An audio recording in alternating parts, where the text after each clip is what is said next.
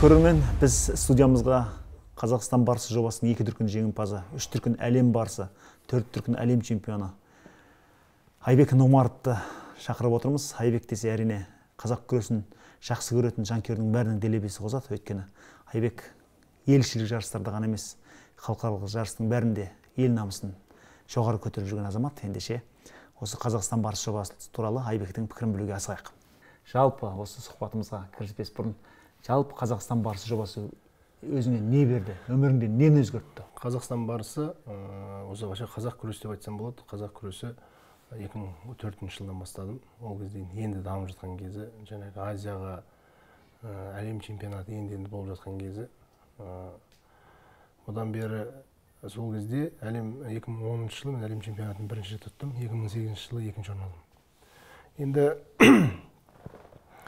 2011-ден бастап Қазақстан барысы жобасы пайда болды. Ол жоба пайда болғаннан бастап жаңағы Арман Шораев ағамыз бастап, ол кісінің жаңағы Моңғол мемлекетінде және Жапон мемлекеттеріндегі өздерінің ұлттық спортын қалай дамытады.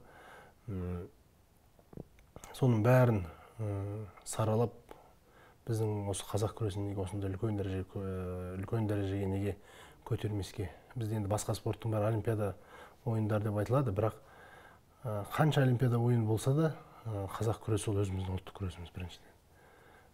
Және де мен ойлаймын, бір үлкен жоба 11 жылы ашылды. Бірінші жылы жаңағыдай жарақатпен ұтылдым, екінші жылы жарақатпен үшінші орын алдым, үшінші жылы бұйыртып Қазақстан барысы болған болатын. Енді Қазақстан барысы не берді деген сұраққа, Қазақстан барысы біріншіден адами қасиетті адам болуды берді, біріншіден.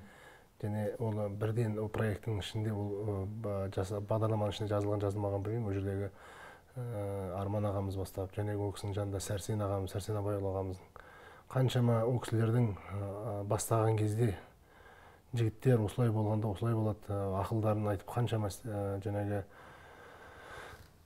нақыл сөздерін айтқан кезде біріншіден сабақ адами қасиетті. Біз тек кілемде күресу ғана емес, өзіңді азамат ретінде ұстау. Азамат ретінде сезінуді бірінші үйретті. Өйткені оны сабақ алғаны бар, алмағаны бар шығар, енді оны білмедім, бірақ енді өзіме түйіндегенім сол болды. Екіншіден Қазақстан барысын жаңағы екінші орын, үшінші орын алып, бірінші орын алып жатқаны, ол енді бірінші алла, екінші халықтың қолдауымен жаңағыдай халыққа танымал болдық. Қазақ спортына ол танымалдылықты ұстай білудің өзі өте бір қиын, шындығын айтқан кезде. Екіншіден сол артымыздан еркен, біз енді алдымызда ағаларымызға қарап үлгі алдық қой. Енді біздің соңымыздан еріп келе жатқан бауырларымыз, келешек енді қатысамыз деп жүрген бауырларымызға ертеңгі күні бірінші адами қасиетті, екіншіден осында Қазақстан барысында осындай жаңағы результатқа жеткен, нәтижеге жеткен деп айтатындай, соның бәрінен сабақ алатындай, сол бауырым біздің жеткен нәтижемізден олардың асып кетуі ең бастысы. Және де осы қазақ, біз енді орта белде басты, орта белге келдік қой қазақ күресіндегі. Бірақ бізден кейін де қазақ күресі қазірде азаматтар ассоциацияға қосылып, қазақ күресі қазір Қазақстан барысы, қазір қаншама идеялар бар. Олардың Қазақстан барысынан да басқа да проекттар шығатынына, ол енді мен ойлаймын қазақ күресінің одан әрі даму үстінде деп. Өйткені бір адамның басынан екі адамның басы жақсы дейді ғой. Қаншама жиналған кезде, әр адамның өз идеясын айтқан кезде, мен ойлаймын Қазақстан барысы, әлем барысы болсын, Евразия барысы болсын, жаңағы қазір қазақ жұрты, сол Қазақстан барысын көріп жүрген жанкүйерлер бүгінгі 19-да болғаннан 20-да болмай қалды. Енді өздеріңіз білесіздер, мына пандемияға байланысты. Бәрі звондап, кәдімгідей қашан болады? Күтіп жүрген. Күтіп жүрді. Енді биыл енді Алла қаласа қазір шілде айында болады деп жоспарланып отыр. Онда енді жанкүйерлерсіз болады деп тағы да айтып жатыр. Мен ойлаймын, енді жанкүйерлерсіз болған кішкене өзгешелеу болатын шығар. Біз енді ана жердегі халықтың қолдауы, жаңағы айғайлап рухтандыруы, қиқулап дем беруі бөлек болатын. Негізгісінде ол жерде негізгі сол жердегі жаңағы проекттің Қазақстан барысындағы негізгісі сол жаңағы дем беру болатын. Ол енді үлкен қылып шоу қылып өткізіп жатыр, бірақ ол жерде таза күрес болады, өзіңіз көріп жүрсіз жылда. Бірақ әттеген айы көрерменсіз болады. Енді біз әрқашан көндігуге тура келеді қазірше. Енді көнуге тура келеді. Оны біз шығарған жоқпыз. Енді әлемді жаулап тұрған нәрсе болғаннан кейін мен ойлаймын, енді біз әрқашан жанкүйерлеріміз үйде отырса да мен ойлаймын, тақым қысып теледидардың ар жағында жанкүйер болып отыратынына. Сезінуге болады. Біз жанкүйерлерімізбен әрқашан біргеміз. Айбек осы алғашқы кездер жарақатпен қатысып жүлде көлдім дедің. Енді өзің 2013 жылы топ жардың. Сол жетістігіңді 2019 жылы қайталадың. Былайша айтқан кезде Қазақстан барысы атануға ұмтылу қаншалықты алға жетелейді? Енді мен қазір самбо дзюдо күресінде күрестім ғой. Ол жарыстарда да чемпионат Қазақстанға, жаңағы әлемдік деңгейдегі турнирлардың бәріне бардым, дзюдо күресінде, самбо күресінде. Оның ішінде біраз жыл болды мен қазақ күресін толығымен қазақ күресіне келдім. Енді ол дзюдо күресінен де сбор өтіп, жаңағы дайындық жасадым. Самбо күресінен де оның еңбектері болу күрестерін. Ол жерге жаңағы дайындаған ағайларымызға да рахметіміз, алғысымыз шексіз. Енді толығымен қазақ күресіне келгеннен кейін қазақ күресінің жаңағы ерекшелігі, жаңағы осы біріншіден енді үлкен проект. Екіншіден жаңағы оны ұту үшін енді білесіз, қазір бәр адамның жағдайы бірдей емес. Ол жердегі жаңағы әр адамға әртүрлі шығар. Енді кейбір адамдарға сол жердегі қаражаты бармай жатып кейбір ұтып алатындар бар. Санасымен, да. Енді мен ойлаймын, неғұрлым бірінші схваткадан бастап, 5 схватка болады жылда. 5 схватка ұтқаннан кейін барлық нәрсе сенікі емес. Әр адамға қарсыласты мойындау, қарсыластың оны сезіну, оны да сыйлау. Мен ойлаймын, біз енді осы қазір қанша 34-37 қазір қанша Қазақстан биыл Қазақстан барысына қатысатын бауырларымыздың барлығы да мықты балуандар. Олардың бәрінің арманы бар. Бәрінің жаңағы Қазақстан барысы болса керек. Енді Қазақстан барысы қазір Қазақстан бойынша бірінші жоба болып тұрғаннан кейін барлығының арманы Қазақстан барысы болу. Енді мен 2 рет ұтқаным рас. 2 рет енді өздеріңіз көрдіңіздер. Оның ішінде 2 рет, 3 рет, 3-ші орын алған кездерім бар, жарақат алған кездерім бар, кейбір кезде бұйырмай қалған кездерім бар, ұтылған кездерім. Енді 9 рет қатыстым, енді бұйыртса, сол 10 рет қатысып, тағы бағым сынамақпын. Бәрекелді. Өте жақсы. Және биылғы жарысқа іріктеусіз жеңімпаз ретінде қатысасың. Іріктеусіз. Ал енді бұдан бөлек өзің Қазақстан, осы қазақ күресінің айналасындағы барлық жолдарға қатысып, жеңімпаз атанып жүрсің. Евразия барысы болсын, әлем барысы болсын. Енді ең алғаш әлем барысының финалында Оскар Видаль Брайсоннан жеңіліп қалған кезде бүкіл жанкүйер кішкене бармақ тістегендей болып еді. Бірақ одан кейінгі 3 жылда ешкімді шыдатпай жақсы жеңіске жетіп жүрсің. Жеңістің бір жақсы жолын қалыптастырдың деп айтуға болады ғой. Айтуға болады. Енді Қазақстан барысы бөлек. Ол Қазақстанның ішіндегі өзінің бауырларымен күресесің. Әлем барысы ол енді вообще бөлек. Евразия барысы тоже оны бөлген. Ол жерде команда жарыс. Ол жерде шіркіннің біреу ұтылып қалмасақ екен, біреуіміз ұтылып қалып, кінә біреуімізге артылып қалмаса екен деп күресетін жарыс. Ол жерде елдің намысын. Енді әлем барысын айта кетуге болады. Әлем барысы енді маған 2014 жылы әттеген ай болды. Өзімнің кінәмнен болды, асығыс жасадым кішкене. Бағымда жанбай тұрған шығар, бірақ енді асығыс жасап, жаңағы Оскар Брайсонмен де кішкене есемді жіберген болатынмын. Ол жерде де кішкене қиналыс болған, жаңағы әттеген ай болды, көзге жас та келген болатын. Елімнің алдында көзімнен жас шыққаны кішкене маған өте қатты әсер етті. Одан кейін біразға дейін есімге келе алмай, неге солай кішкене етпедім, қателік жібермеу керек. Енді бұйырған сол болып тұрды. Енді одан кейін дайындалдық. Одан кейін өздеріңіз білесіздер, 2017 Астана, Алматы, 2 рет 18-19 Алматыда болды, бағым жанып. Ол жердегі енді әлем барысы болу емес, ол жерде елдің намысы тұрды. Ертең күн жаңағы 14-тегідей бірінші орынға басқа бір мемлекеттің балуаны шығып тұрса, біздің қазақтың жігіттері, сенің Қазақстан барысы ұтқаның, ұтпағаның, және Евразия барысы болғаның, ол жерде қазақтарым айтты, ол жерде әлем барысында, ол әлем чемпионаты, турнир деп қана аты ғана шығар, бірақ енді ол әлем чемпионатымен бірдей үлкен жарыс мен үшін. Қазақ күресіндегі даже әлем чемпионатынан жоғары болды деп айтуға болады. Өйткені ол жерге ең үздік палуандар келді әлемнің. Енді сол кездегі бірінші ой, тек қана бірінші артымдағы елім. Ол жерде шынын айтқан кезде, ол жердегі жанкүйерлерім, қаншама үйде тақым қысып отырған ата-апаларымыз, туған туыс, ел бар. Намысты қолдан бермеу. Енді Қазақстан барысында облыстардың намысын қорғайсыз ғой. Енді Қазақстан барысы, ал енді әлем барысында елдің намысы. Ол жерде бірінші. Қазақстан әлем барысында мен әрқашан сол жерде көбінесе бауырларымыз болды қатысты. Сол кезде азаматтарға жинап жарыс болатын бір күн бұрын, 2 күн бұрын тренерлер жинаған кезде жаттықтырушылар. Жігіттер, бұл жер Қазақстан барысы емес сендерге. Бұл чемпионат Қазақстан емес.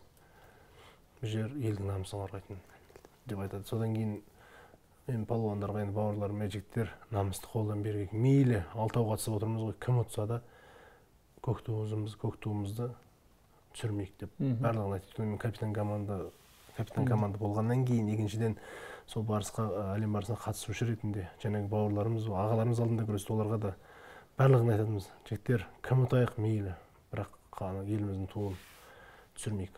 Бәрекелді. Ал енді жалпы осы 10 жылдан бері тұрақты қатысып келе жатырсың, Айбек. Қазақстан барысы өзінің күткен межесінен шықты деп ойлайсың ба? Жалпы палуандар үшін әлеуметтік саты бола алды ма? Енді Қазақстан барысы жылдан жылға өз сатысын алды деп айтуға болады. Жыл сайын бір өзгеріс кіріп тұрады, жақсы жаңалықтар. Жыл сайын одан ары қарай өсіп келе жатыр. Қазір Жабық Азия ойындарына кірді қазақ күресі мысал үшін. Соның бәрі Қазақстан барысы жобасы, әлем барысы, жаңағы барлық жаңа жобалардың бәрі қазақ күресіне бір үлкен серпін берді. Екіншіден, осы қазақ күресіне күресіп жүрген бауырларымызға да бір серпін берді. Оларды арқаландырды. Осыдан 10-15 жыл бұрын бір салмақта бір ұзақ кетсе 15 адам күреседі. Қазір Аллаға шүкір былтыр чемпионат Қазақстанда 44 адам күреседі. Бір салмақтың өзінде? Бір салмақтың өзінде. 40-тан аса. Және де қазір ауылды жерлерге, қаншама жерлерге барып жүрміз ғой, сол кезде қарап ашсақ, қазақ күрес залдар ашылып жатыр. Оның ішінде қаншама бауырларымыз күресіп жатыр. Енді кіші салмақ әрқашан бар ғой енді. Ауыр салмақтағы бауырларымыздың көбейіп жатыр ғой. Оның ішінде қаншама адамдар звондайды, Айбек, балам осындай жаста, осындай салмақ, осындай болып тұр үлкен. Соны қалай бастасақ, қалай осы қазақ күресіне берсек деген сондай бір звоноктар түсіп жатады. Туған туысқандардан түсіп жатады, жаңағы танымайтын кісілер де звондап жатады. Енді сол бауырларымызға енді серпін берген осы Қазақстан барысы ғой. Енді жол ашып берген, соның енді көтерілу, жаңағы Қазақстан барысының одан ары өсуі осыдан байқалады. Бәрекелді. Ал енді Айбек міне бір жылдан асты өзің бір колледждің директор болып отырсың. Енді жалпы осы тек қана өзіңнің салаңда, өзің тәуекел етіп таңдап түскен қазақ күресінің жолында ғана емес, басқа да мүмкіндіктерді ашып жатыр. Былайша айтқан кезде өміріңе бір тың бағыттар нұсқады деуге болады ғой сонда, иә? Енді бұл үлкен әңгіме негізі. Мен осы күрес жүрген кезде осы білім саласына келдім қазір. Семей қаласындағы транспорт колледжға. Қазір осы жарты жыл болды Шығыс Қазақстан облысының мәслихат депутатымын. Ол жерде күрес те бар, саясат та бар, және колледждің жұмысы бар. Білім саласы. Білім саласы. Оның бәрін алып жүру біраз ауыр. Оны өзім сезініп жүрмін расында да. Өйткені мынаған барсаң, мынаған да бару керек болып қалатын күндер болады. Екеуіне де бару керек болып күндер болады кейбір кезде. Енді мен ойлаймын,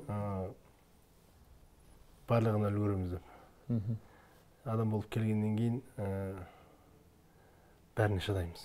Енді сонда өзіңді көбірек балуан сезінесің бе, депутат сезінесің бе, директор сезінесің бе, қайсысы? Мен енді барлық жағынан сезінемін. Директорлық жағынан да, спортшы жағынан да, және депутат жағынан да. Енді біріншіден мен спортшы болып келдім ғой. Енді мен 4 жыл болатын шығармын депутат. Одан кейін де болып жатса, ары қарай халық қалаулы болып сайланып жатса, ары қарай өтіп жатамыз. Колледж директор болып қанша жыл отырсам да, енді онда ары қарай қазақ күресіне кейінгі ұрпақ тек спортшы ретінде санайды бізді. мейлі қандай жұмысқа барсақ та. Бірақ енді үшеуінің саласы бөлек. Күрес ол жаңағы кілемге шығып күресу керек болады. Бағын сынап күресу керек болады. Колледж ол жаңағы білім саласы, білім беру керек болады. Жаңағы ол жердегі қаншама жағдайы бар ол колледждің, қаншама студенттердің жағдайы бар, ұйымдастырылу жағдай өте тоже ауыр. Ал енді депутаттық ол енді саясат. Ол жерде халықпен бірге жұмыс істейсіз. Халықтың көңілін табу. Біз енді әрқашан халық сайлағаннан кейін халықпен бізге біргеміз ғой. Енді ол жерде барлық мәселені шешіп тастамасақ та, бір 10 адамның көңілін көтерсек те, бір қолдау көрсетіп, мемлекет тарапынан болсын, былай тарапынан болсын, қолдау көрсетіп, және халықтың көңілін табу. Енді ол жерде қазір енді қиын жағдай болып тұр шынында да, бірақ енді бәрінен ақырындап келе жатырмыз өтіп. Халықпен бірге. Енді осы сұхбатымызда тұжыратын бір сұрақ болсын. Айбек, қазақ күресінде қара тұяғымнан қал кеткенше жүруге бармын деген сөзің бар еді. Енді осы қазірде қойып көрейінші, қазақ күресінде қашанға дейін белсенді күреспек ойың бар? Енді бұйыртса, енді Аллаға шүкір, мен қаншама осы Қазақстан барысында, осын әлем барысы, осын әлем чемпионаты, барлық қазақ күресінде қандай жарыс болды, Аллаға шүкір қос-қостап Алла тағала бұйыртты. Шынды айтқан кезде, енді биылғы жыл 10 жыл жол жаттықтырушыма да айтамын да, енді биыл 10 жыл Алла қаласа күресіп жатсам, бұйыртса күресемін. Содан кейін енді ары қарай енді жастар күрессін. Қаншама бауырларымыз еріп келе жатыр ғой. Жаңа толқын келе жатыр ғой. Жаңа толқын келе жатыр. Енді мен ойлаймын,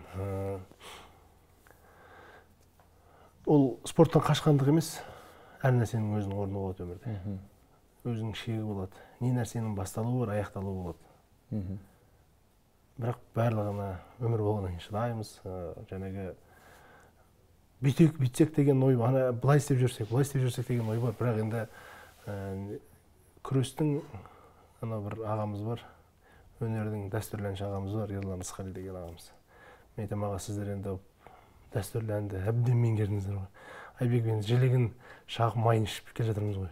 Біз енді әр саласын білеміз. Біз де сол енді желегін шағып майын ішіп келетіндей уже болып келді.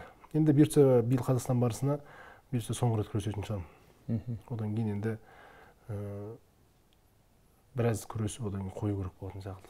Бапкерлікке бет бұру ойда бар ма? Бапкерлікке негізі бет бұру бар. Енді қазір жаңағы айтып кеткен 3 салам бар ғой. Күресім бар, спортым бар, білім саласы бар, жаңа саясат, депутаттық бар. Енді барлығын алып жүру өте қиын болады. Адамға шыннан айтқан кезде өте бір нагрузка, шынын айтқан.